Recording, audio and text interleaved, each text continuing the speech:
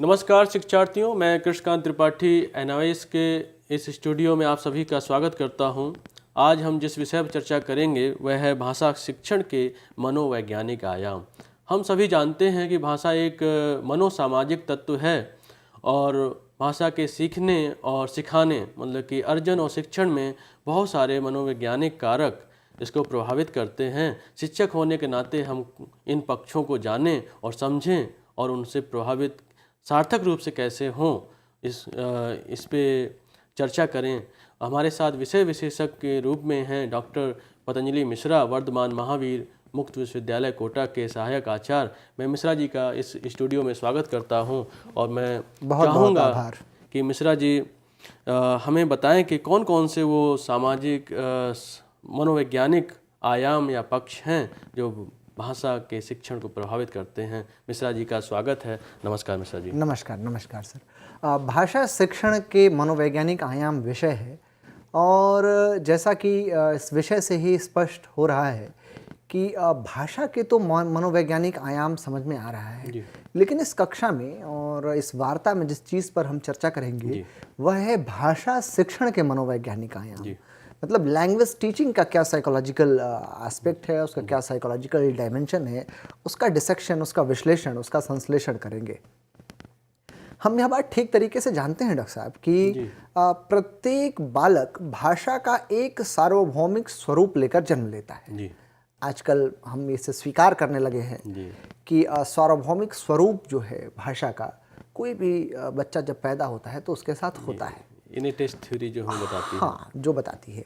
और जैसे हम देखने, सुनने, चलने और अन्य शारीरिक व मानसिक क्षमताओं के साथ पैदा होते हैं, ऐसे में दुनिया का प्रत्येक बच्चा 3 से 4 वर्ष की आयु तक अपने आसपास बोली जाने वाली लगभग सारी भाषाएं सीख लेता है।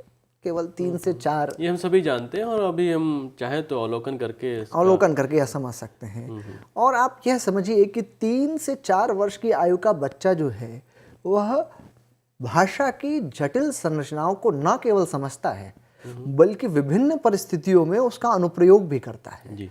तो ये बात हमें मानना पड़ेगा, लेकिन ऐसा तब तक जब तक कि उस बालक में कोई दिमागी तौर पर कोई कमी ना हो, दिमागी तौर पर वह सामान्य हो। और यह सब सीखने के लिए पहली और आवश्यक शर्त जो है वह है सार्वभौमिक व्याकरण का होना, जैसे हम यूनिवर्सल ग्रामर कहते हैं। जी, आप कुछ कहना चाह रहे थे। जिसे आपने जो कहा कि मानसिक रूप से सक्षम हो, मैं उसी में जोड़ना चाहता है कि अधिगम अक्षमता से जुड़ा हुआ कोई बच्चा ना हो। जब भी मैं ये बात कह रहा हूँ कि वह दिमागी तौर पर उस पर कोई कमी ना हो, तो उसका मेरा सीधा सा मतलब है कि वो उसके अंदर कोई लर्निंग डिसेबिलिटी लैंग्वेज को लेकर नहीं है। यदि है तो उस पर्टिकुलर डायमेंशन में, उस पर्टिकुलर पक्ष में, उस विशेष पक्ष में, उस विशेष आयाम में वो हो सकता है कि कमजोर हो। जैसे हम लोग आजकल डिसलेक्सिया हो गया, अलेक्सिया हो गया, डिस्ग्राफिया हो गया, अग्राफिया हो गया, partial inability of reading something. तो ये सारी चीज़ें जो हैं महत्वपूर्ण हैं। और अक्सर बच्चे शब्दों की जटिलता के कारण सही उच्चारण नहीं कर पाते हैं। जब 3 या 4 या 5 सिलेबल का कोई वर्ड होता है तो बच्चों को उसको उच्चारण करने में मुश्किल आती है, लेकिन बच्चे उसका अर्थ बखूबी समझते हैं। वो उच्चारण हो सकता है कि किसी कारण से ना कर पाते हों, लेकिन उस शब्द के अर्थ की समझ जो है उनके अंदर बनी होती है। जैसे ही आप उस शब्द को कहते हैं, जैसे ही आपने कहा कि स्कूटर, तो बच्चा समझ जाता है कि बजाज स्कूटर जो घर में रखा हुआ है उसी की चर्चा हो रही है, जो 10 वर्षों से ऐसे ही पड़ा है, जिसे कभी चलाया नहीं गया है। तो वो जैसे स्कूटर को, लेकिन करता क्या है बच्चा, जब आप उसको स्कूटर बोलते हैं तो हो सकता है बच्चा स्कूटर ना बोले, बच्चा केवल कूटर बोल के काम चला ले। या गर्म आप बोलते हैं तो हो सकता है बच्चा गर्म ना बोल पाए, गरम बोले। जन्म बोलते हैं आप तो हो सकता है जन्म ना बोल पाए और जन्म को जन्म बोले। स्कूल को कूल भी बोल सकता है वो, या सकूल भी बोल सकता है। तो इस तरीके की हम लोगों को चीज़ें देखने को मिलती है। लेकिन बच्चा यह जानता है कि स्कूल का मतलब वह है जहाँ मैं रोज जाता हूँ और जहाँ मैं खेलता हूँ, प्ले स्कूल में। वह यह जानता है कि स्कूटर चलने के काम में आता है, भले ही 10 वर्षों से रखा हुआ है। वह यह जानता है कि गर्म किस चीज़ को बोलेंगे, गर्म किस चीज़ को बोलेंगे, भले वो गर्म ना बोल के उसको गर्म बोल रहा है। और जो बातें मैंने अभी हालिया की, इनकी समस्त बातें भाषा के मनोवैज्ञानिक पक्षों अथवा आयामों की तरफ ही संकेत करती नजर आती हैं। और जब हम देखते हैं इस चीज़ को, तो जो आपका मूल प्रश्न था कि भाषा शिक्षण के मनोवैज्ञानिक आयाम क्या हैं, तो भाषा शिक्षण के 3 मनोवैज्ञानिक पक्ष अथवा आयाम हैं। जी। पहला मातृभाषा का शिक्षण, दूसरा द्वितीय भाषा अथवा अन्य भाषा के रूप में शिक्षण, और तीसरा विदेशी भाषा के रूप में शिक्षण। लेकिन हम जो मनोवैज्ञानिक आयाम हैं उनको 3 तरह से समझ सकते हैं, मातृभाषा के संदर्भ में, जी, द्वितीय भाषा के संदर्भ में और विदेशी भाषा के संदर्भ में। जी, मैं चाहूँगा कि आप एक एक करके इस पर थोड़ा प्रकाश डालें। जी, सबसे पहला जो प्रश्न उठता है वो मातृभाषा के शिक्षण के संदर्भ में उठता है। जब हम घर की भाषा या घर की भाषाओं या मातृभाषा या मातृभाषाओं की चर्चा करते हैं, तो इसके अंतर्गत घर की भाषा या बड़े कुनबे की भाषा, आसपास पड़ोस की भाषा आदि आ जाती है, जो उसके आसपास बोली जाती है, जिसे वो दिन रात सुनता है। इसे प्रथम भाषा भी कह सकते हैं। जैसे प्रथम भाषा भी कहते हैं। और बच्चा स्वाभाविक रूप से अपने घर और समाज के वातावरण में इसको एक्वायर करता है। इसके लिए उसको अलग से सिखाने की जरूरत नहीं होती है। हम लोग इननेट कैपेसिटी का मतलब ये समझते हैं कि उसका ब्रेन इस तरीके से स्ट्रक्चर्ड है कि वह चीज़ों को बड़ी आसानी से भाषा संदर्भत, यदि उसके आसपास परिवेश में वो भाषा मौजूद है, उसको सीख सकता है। और बच्चे में भाषा की जन्मजात क्षमता होती है। हम रोजमर्रा के अनुभव से यह जानते हैं कि ज़्यादातर बच्चे स्कूल की शिक्षा की शुरुआत से पहले ही भाषा की जटिलताओं और नियमों को आत्मसात करके पूर्ण भाषिक क्षमता रखते हैं, जिसमें वह अपने आवश्यकता के अनुसार शब्दों का प्रयोग करते हैं। और डॉक्टर साहब जी, मैं यहाँ देख रहा हूँ कि जो प्रथम भाषा या मातृभाषा है उसके शिक्षण से संबंधित विशेष योजनाएं हम लोग नहीं बनाते हैं, क्योंकि बच्चा उसमें दक्ष होता है। लेकिन हम शिक्षकों को चाहिए कि उस पर भी हम ध्यान दें, क्योंकि जो परिवार की भाषा है, परिवेश की भाषा, उसमें शुद्धता और अशुद्धता का मिश्रण रहता है, और उस भाषा का भी हम बच्चों में थोड़ा परिष्करण करें। हाँ, ये ज़रूरी है और यह अध्यापक की जिम्मेदारी है, जवाबदेही है उसकी, कि जब छोटा बच्चा उसके पास आता है और जब स्कूटर को कूटर बोलता है, तो वह ऐसा ना करे कि उसको कूटर ही बोलने दे।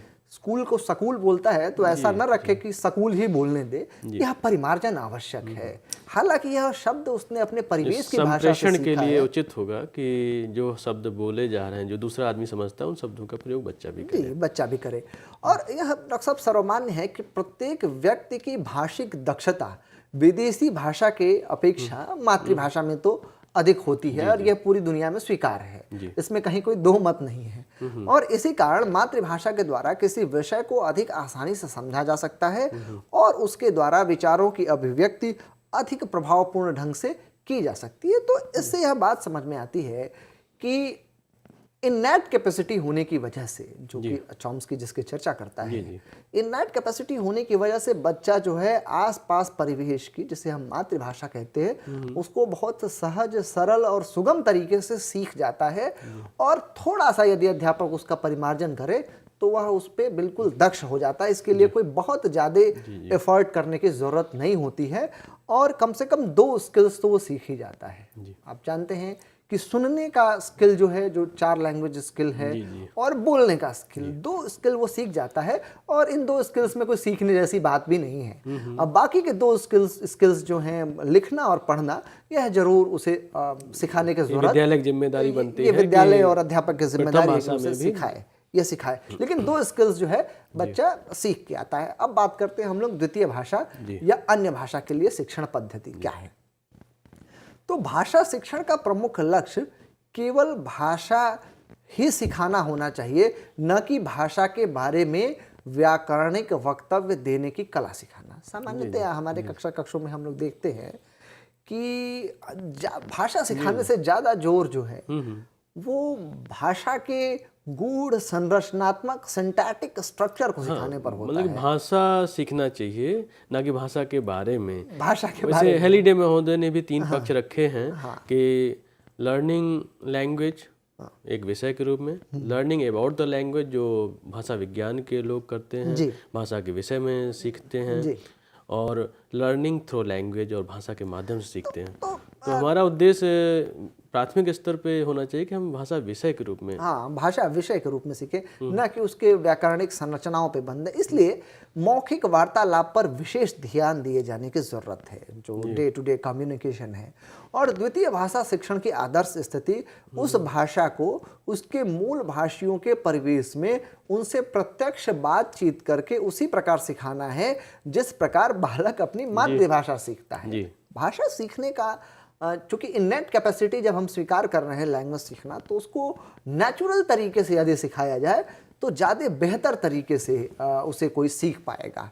और ऐसी स्थिति हम जानते हैं कि हमारे भारतीय संदर्भों में बहुत कम संभव हो पाती है, और इसीलिए अध्यापक को भाषा शिक्षण में शिक्षार्थी या शिक्षार्थियों की मातृभाषा के कारण उत्पन्न होने वाली बाधाओं को दूर करने पर बल देना चाहिए। और मातृभाषा को व्यक्ति समाज में रहकर तो सीख लेता है, किंतु अन्य भाषा सिखाते समय उसे अनेक समस्याओं का सामना करना पड़ता है।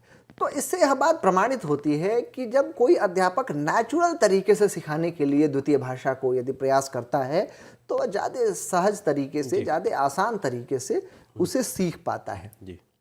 अब हम यह समझने की कोशिश करेंगे कि मातृभाषा एवं अन्य भाषा शिक्षण में कौन से ऐसे मनोवैज्ञानिक पक्ष हैं जिसके आधार पे दोनों के शिक्षण में अंतर करना पड़ता है।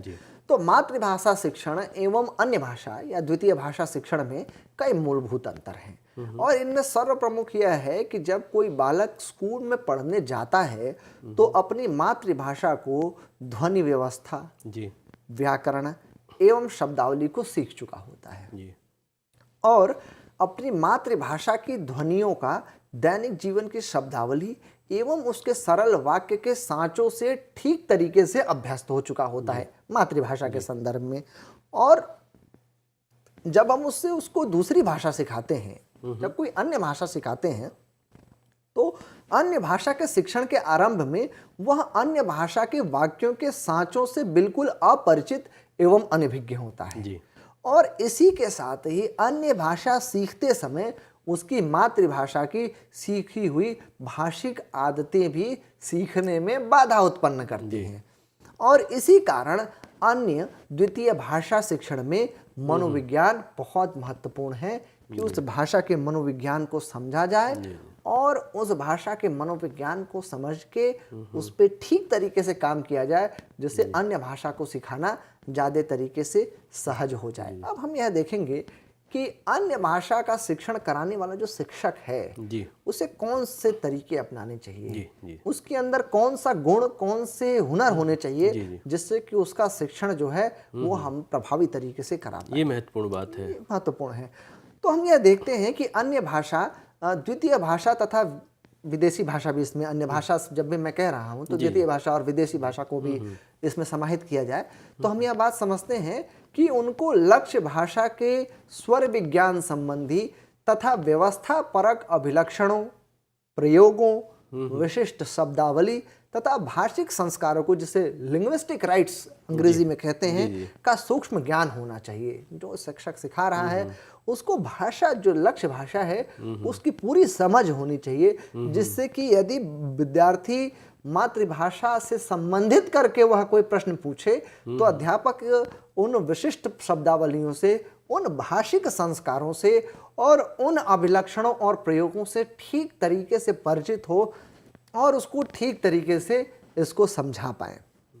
हम यह बात ठीक तरीके से समझ रहे हैं कि प्रशिक्षणार्थियों की भाषाओं की संरचना का ज्ञान ठीक तरीके से होना चाहिए, और शिक्षार्थियों की मातृभाषा या मातृभाषाओं के परस्पर संवादी विश्लेषण, जिसे हम लोग इंटरैक्टिव एनालिसिस कहते हैं, उससे ठीक तरीके से परिचित होना चाहिए। जो भाषा के इंटरेक्शन में जो छोटी छोटी बातें हैं उससे वह ठीक तरीके से परिचित होना चाहिए। और छात्रों को भाषा सीखने में जिन समस्याओं एवं बाधाओं का सामना करना पड़ रहा है उनमें उनको पहचानने की क्षमता तथा उसके समाधान करने की योग्यता होनी चाहिए। अध्यापक के अंदर यह गुण होना चाहिए कि वह यह पहचान सके कि क्या क्या तकलीफ, क्या क्या कठिनाई द्वितीय भाषा या विदेशी भाषा के शिक्षण में एक बच्चा उसकी कक्षा में महसूस कर रहा है। जब तक वह ये उसका एनलिस्टमेंट प्रॉपरली नहीं करेगा, जब तक उसको ठीक तरीके से नहीं समझेगा, बच्चों के जो कठिनाई के क्षेत्र हैं, डिफ़िकल्टी एरियाज, उनको आइडेंटिफाई करना ये प्राथमिक शर्त कह सकते हैं। प्राथमिक शर्त है। यह उच्चारण के स्तर पे, यह स्ट्रक्चर के स्तर पे, यह कॉम्प्रिहेंशन के स्तर पे, यह रीडिंग के स्तर पे, ये चारों लैंग्वेज स्किल्स के स्तर पर भी हो सकती हैं। अब यह जिम्मेदारी एक अध्यापक की है, मैं उसके डिटेल में नहीं जा रहा हूँ। एक जिम्मेदारी उस अध्यापक की है कि जो भी तकलीफ उस बच्चे को आ रही है उसकी कक्षा की परिस्थितियों में, उसको आइडेंटिफाई करे। क्योंकि जब तक वह आइडेंटिफाई नहीं करेगा उसका सोल्यूशन तो कतई संभव ही नहीं है। तो उसको आइडेंटिफाई करे और फिर उसके समाधान के लिए वह जो भी प्रयास कर सकता है अपनी योग्यता के हिसाब से, उसे यह करना चाहिए। अगली जो बात है वह है कि अध्यापन सामग्री निर्माण तथा उसका प्रस्तुतिकरण करते समय शिक्षकों को सजग रहना चाहिए, ताकि छात्रों में लक्ष्य भाषा को बोलने, लिखने, पढ़ने और समझने की आदतों का सहज रूप से निर्माण हो सके। साथ में कक्षा का वातावरण इस प्रकार से निर्मित करने का प्रयास किया जाना चाहिए कि बालकों में भाषिक सामग्री के प्रति रुचि उत्पन्न हो। सामान्यतया द्वितीय भाषा शिक्षण करते वक्त अध्यापक जो है वो रुचि उत्पन्न करने का काम नहीं करता है। मुझे लगता है कि यहाँ पे जो शिक्षण सहायक सामग्री के जो संप्रत्यय है उस पर हमें हमारे शिक्षकों को ध्यान देना होगा कि द्वितीय भाषा के शिक्षण में उस पर कुछ निर्माण करें या उसका प्रयोग उपलब्धता सुनिश्चित करें। ऑडियो विजुअल एड्स या जो भी शिक्षक सहायक सामग्री जो इस्तेमाल होती है उसके दो पक्ष होते हैं। पहला पक्ष तो होता है कि आपके टीचिंग लर्निंग प्रोसेस को फैसिलिटेट करता है, और दूसरा पक्ष जो होता है वह विद्यार्थियों को एक बार रुचि उत्पन्न तो करता ही है। जब भी आप कोई टीचिंग एड लेके कक्षा में जाते हैं तो आप यह देखते होंगे कि विद्यार्थी वो टीचिंग एड पे ध्यान देने लगते हैं। वो क्या लाए हैं आज सर, क्या है वो, उसको देखा जाए तो उनकी सहज रुचि उत्पन्न हो जाती है उस टीचिंग एड्स के प्रति। तो शिक्षक का आधा काम तो ऐसे ही हो जाता है। जैसे उसमें हमारी शिक्षण में भी सहायता मिलती है और बच्चों के समझ में भी, लेकिन हमारे जो शिक्षार्थी होते हैं या बीएड या डीएलएड प्रोग्राम में होते हैं वो उसे पनिशमेंट मान लेते हैं। हाँ, ये इसको एज ए पनिशमेंट नहीं देखना चाहिए। आप यह बात हम अध्यापकों को ठीक तरीके से जाननी चाहिए, चाहे वो प्राथमिक स्तर के अध्यापक हों या विश्वविद्यालय के अध्यापक हों, उनकी यह बात ठीक तरीके से समझनी चाहिए कि आधा काम अध्यापक का तब हो जाता है जबकि बच्चों का इंटरेस्ट पैदा हो जाए, बच्चे तैयार हो जाए, जिसे हम प्रिंसिपल ऑफ रेडीनेस कहते हैं। तो यदि आपने उनको सीखने के लिए रेडी कर दिया तो आपका आधा काम तो ऐसे ही हो गया, बाकी आधा काम आप करने के लिए कक्षा में है। तो इसको पनिशमेंट नहीं समझना चाहिए, ये एक इस तरीके की चीज़ है जो कि आपको आनी चाहिए। और जब आप ऐसा कर पाते हैं, जब रुचि उत्पन्न कर पाते हैं, तो वे निष्ठा के साथ, विद्यार्थी निष्ठा के साथ भाषा के सीखने का अभ्यास करना शुरू करते हैं।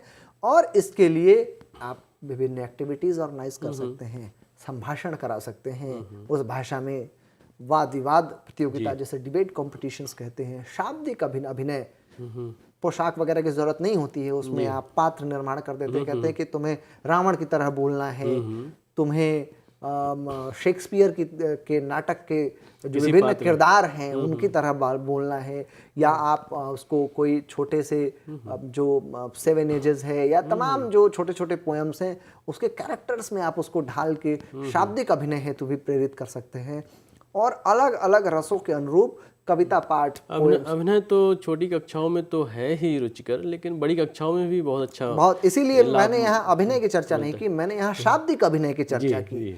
क्योंकि अभिनय में क्या होता है कि आपको बहुत से सारे संसाधनों को जुटाना पड़ता है। जब आप शाब्दिक अभिनय ही कक्षा में संभव है, तो शाब्दिक अभिनय जब आप करते हैं तो आप पात्र दे देते हैं कि आप इस पात्र के हिसाब से आपको बोलना है, इसी के हिसाब से आपको एक्टिंग करनी है, इसी के हिसाब से आपके बोलने का टोन होना चाहिए। तो भाषा जो है उसकी प्रभावित होती है। अब भाषा को लेकर हमें यह भी जानना चाहिए कि ब्रेन से इसका क्या संबंध है। भाषा जो है वह मानव मस्तिष्क से किस प्रकार से संबंधित है। तो इस बात में तो कोई दो राय नहीं है, यह बात तो बिल्कुल निश्चित है कि भाषा का मानव मस्तिष्क से कोई ना कोई संबंध तो है, कोई ना कोई, और जो भी संबंध है वह बहुत गहरा संबंध है। क्योंकि हम अक्सर ऐसा देखते भी हैं कि सिर के किसी खास हिस्से में जब चोट लग जाती है तो सब कुछ तो ठीक रहता है, लेकिन भाषा कई बार विचलित हो जाती है और कभी समझ में आना बंद हो जाता है, तो कभी बोलना अस्थिर हो जाता है, कभी शब्द निर्माण प्रक्रिया में परेशानी हो जाती है, तो कभी वाक्य बनाने में उलझन होती है, वाक्य ठीक तरीके से नहीं बन पाता है। तो इस बात से यह बात तो हमें समझ में आ जाती है कि भाषा का मानव मस्तिष्क से कोई ना कोई संबंध तो है, और मानव मस्तिष्क के हिस्से में भी भाषाई क्षमता में मुख्य भूमिका निभाते हैं। और मनुष्य के मस्तिष्क का बायां, जैसे वाम भाग, लेफ्ट साइड कहते हैं भाग, भाषा से संबंधित क्रियाओं को नियंत्रित करने का कार्य करता है। हमारे शिक्षा व्यवस्था में यह दुर्भाग्यपूर्ण है स्थिति है कि हम अध्यापक हैं। हम अध्यापक होने के कारण क्या हमारा काम है? हमारा काम है बिहेवियर को मॉडिफाई करना। और बिहेवियर मॉडिफाई कैसे होगा? जब आप ब्रेन को समझते हैं, जब आप मस्तिष्क को, क्योंकि teacher is a brain changer, वो दिमाग को परिवर्तित करता है। और हमारे यहाँ यह स्थिति है कि अध्यापक जो है वो दिमाग के बारे में कुछ जानते ही नहीं है। हालांकि मैं यह नहीं कहता कि उसे एक न्यूरो साइंटिस्ट होना चाहिए, लेकिन मैं यह जरूर मानता हूँ कि ब्रेन का शिक्षा में क्या उपयोग किया जा सकता है, ब्रेन के स्ट्रक्चर की क्या जानकारी, सामान्य जानकारी तो एक अध्यापक को होनी चाहिए। हम देख रहे हैं कि जो शिक्षा व्यवस्था का मूल्यांकन सिस्टम है पूरा ब्रेन पर निर्भर करता है, हमारी स्मरण शक्ति का ही मूल्यांकन होता है। और उस पर ध्यान देना चाहिए। न्यूरो साइंटिस्ट नहीं बनना है, लेकिन उसके महत्व को समझना है। उसके महत्व को समझना है। ब्रेन के बारे में कुछ जानकारी तो, सामान्य जानकारी हम अध्यापकों को होनी चाहिए। तो थोड़ी बहुत उस पर बातचीत, सामान्य बातचीत करेंगे, बहुत अंदर न जाते हुए। तो ब्रेन का जो बायां हिस्सा होता है, जिसे लेफ्ट भाग कहते हैं, वह भाषा से संबंधित क्रियाओं को नियंत्रित करता है। और दायां हिस्सा जो है जगह संबंधी समझ, जिसे स्पेशियल ओरिएंटेशन कहते हैं, स्पेस से संबंधित ओरिएंटेशन कहते हैं, और उसका प्रोपोर्शन कहते हैं, उससे संबंधित दक्षताओं को नियंत्रित करता है। बायां हिस्सा जो है वह भाषा के लिए काफी महत्वपूर्ण होता है।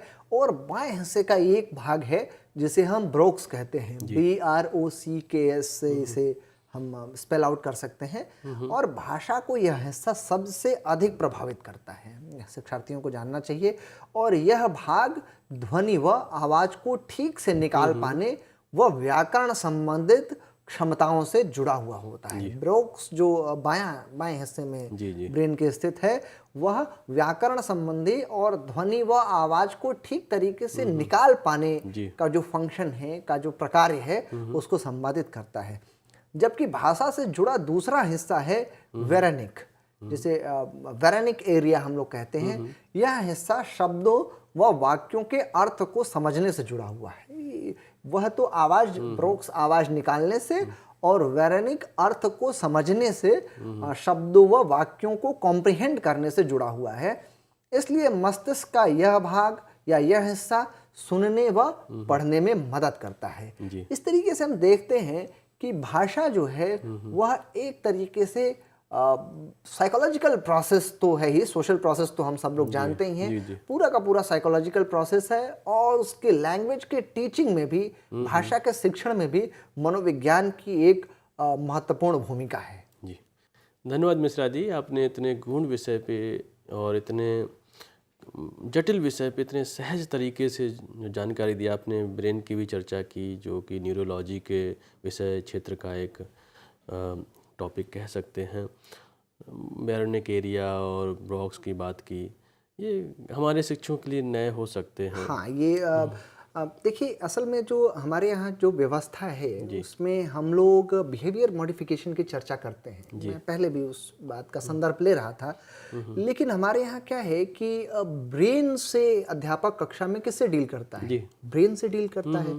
और जब तक वह दिमाग को ठीक तरीके से समझता नहीं है, कम से कम उसके पास बेसिक जानकारी जब तक नहीं है, तब तक वह बेहतर तरीके से विद्यार्थियों को पढ़ा पाएगा, ऐसा संदेह है। सामान्यतः होता क्या है कक्षा में कि विद्यार्थी जब लैंग्वेज में ठीक तरीके से परफॉर्म नहीं करता है, तो अध्यापक मानता है कि यह बदमाशी कर रहा है, यह नहीं सीख रहा है। अध्यापक यह नहीं समझता कि हो सकता है कि इसका ब्रेन जो है उस तरीके से इक्विप्ड ना हो, उसका ब्रेन जो है इस तरीके से हार्ड वायर्ड ना हो, उसके ब्रॉक्स एरिया में कोई समस्या होगी, तो हो सकता है कि वह ध्वनि निकालने में या आवाज को आइडेंटिफाई करके उसको एक्सप्रेस करने में अक्षम ना हो। सामान्यतः अध्यापक इस चीज को नहीं समझते हैं। और एक शिक्षण की एक परिभाषा भी है, टीचिंग इज ब्रेन स्टॉर्मिंग। हाँ, ब्रेन तो ब्रेन स्टॉर्मिंग को भी समझना है, ब्रेन वॉशिंग को भी समझना है, ब्रेन वॉशिंग को भी समझना है। ये दोनों अलग है। और जो आतंकवादी घटनाएं हो रही हैं वो कहीं ब्रेन वॉशिंग से वो भी होती शिक्षक हैं, वो भी शिक्षक हैं, वो भी पढ़ाते हैं। तो हम लोगों को ब्रेन वॉशिंग नहीं करनी है,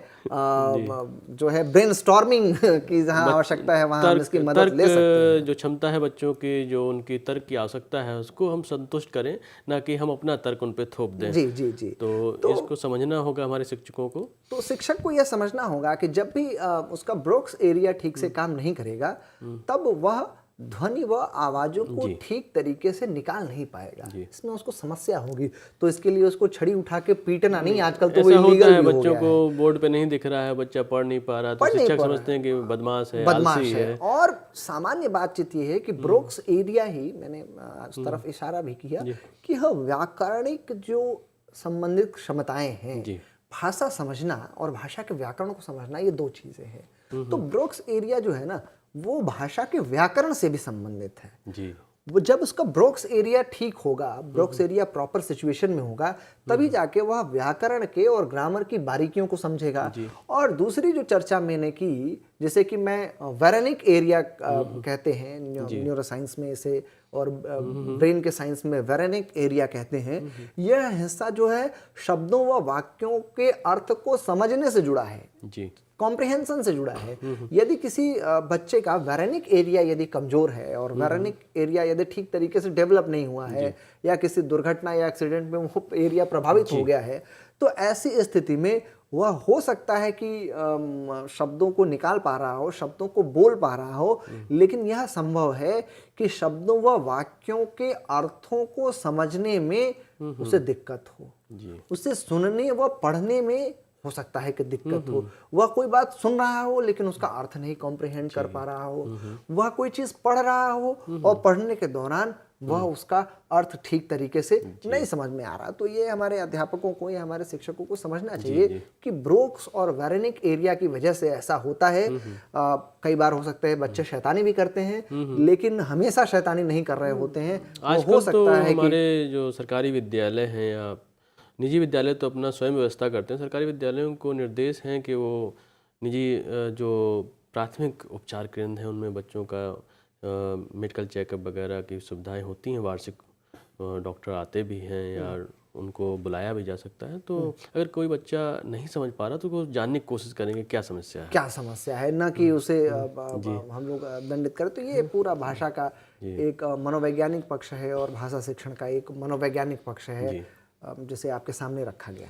बहुत बहुत धन्यवाद मिश्रा जी। मैं आपका हृदय से आभार व्यक्त करता हूं कि आपने इतने अच्छे तरीके से इतने जटिल विषय को रखा है सहज और सरल शब्दों में। मुझे भी लाभ मिला है, मैं समझता हूँ शिक्षार्थियों को भी लाभ मिला होगा, और इसके लिए मैं हृदय से आभार व्यक्त करता हूँ, धन्यवाद व्यक्त करता हूँ। नमस्कार मिश्रा। नमस्कार।